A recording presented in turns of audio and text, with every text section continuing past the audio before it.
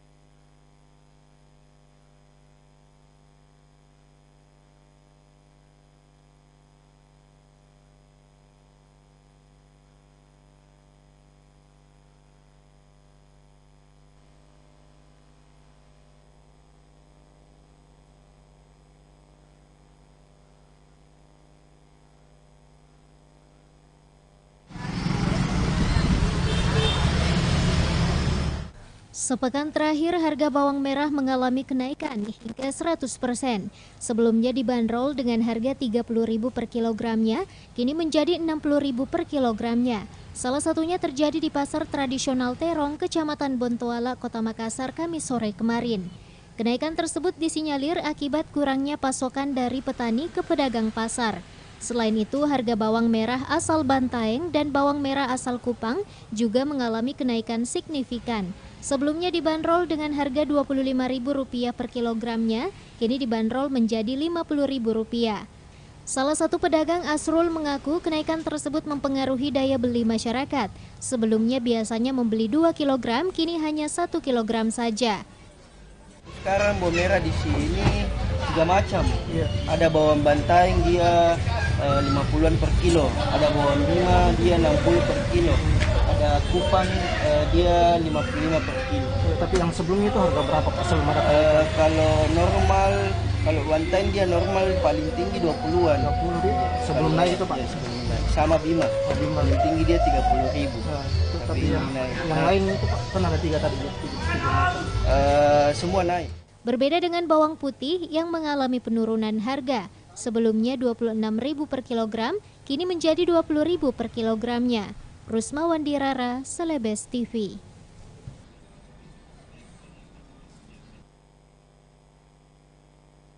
Wati Haruna, terkait dengan tema kita harga-harga melejit, warga menjerit. Sebenarnya apa sih menurut pandangan dari Ibu Rahma, kenapa ya bisa terjadi ini? Baik Tika, ya kalau kita bertanya ya kenapa ini bisa terjadi, ada 2 hal yang sebenarnya menjadi dasar kenapa ini bisa terjadi. Yang pertama adalah bahwa sekarang ini Tika, ini memang kita, dunia kita itu negara-negara yang ada di dunia sekarang ini memang sedang mengalami resesi ekonomi global.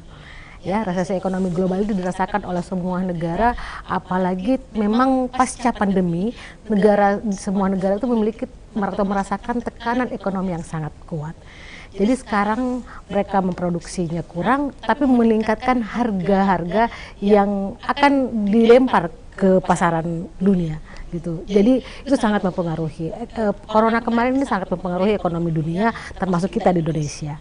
Kemudian yang kedua, meskipun tidak kita rasakan secara langsung, tidak boleh dipungkiri bahwa perang Ukraina-Rusia ini juga memberikan dampak yang sangat besar, terutama dalam pasokan minyak ya, atau energi. Nah, itu sangat mempengaruhi Indonesia.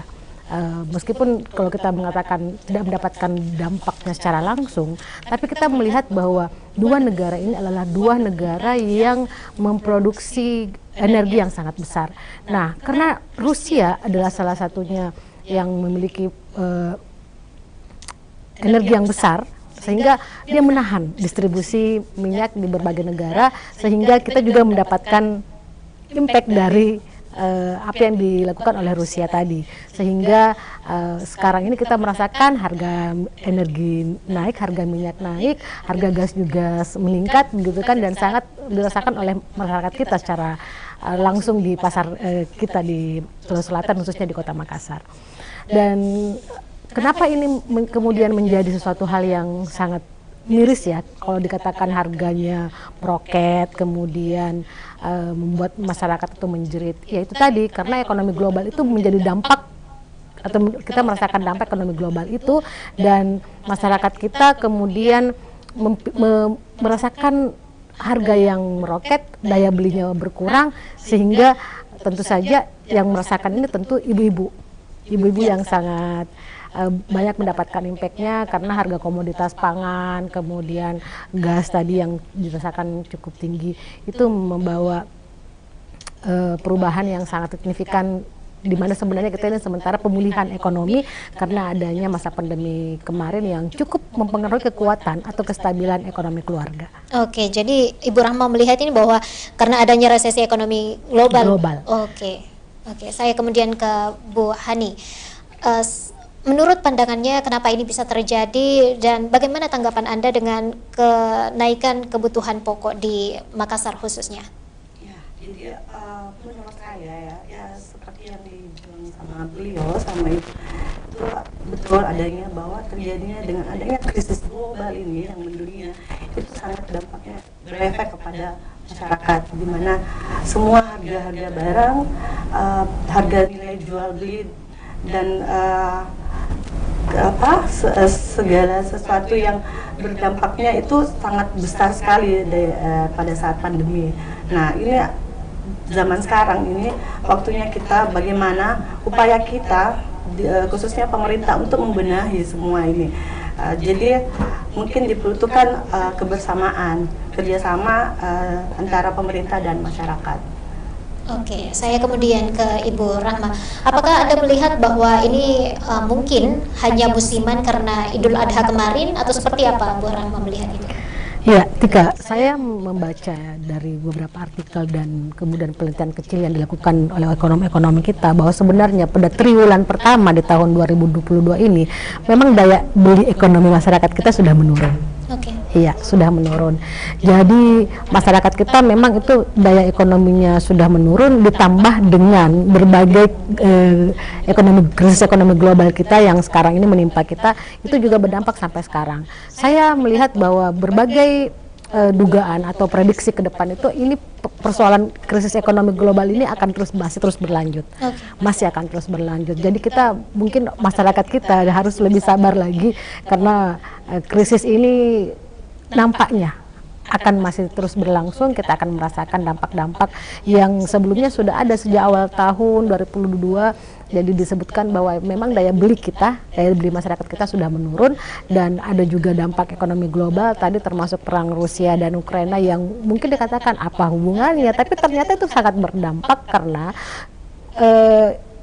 pasokan gasnya tadi ya, pasokan energi, minyak dan segala macam itu yang membuat akhirnya banyak negara yang terdampak, termasuk kita.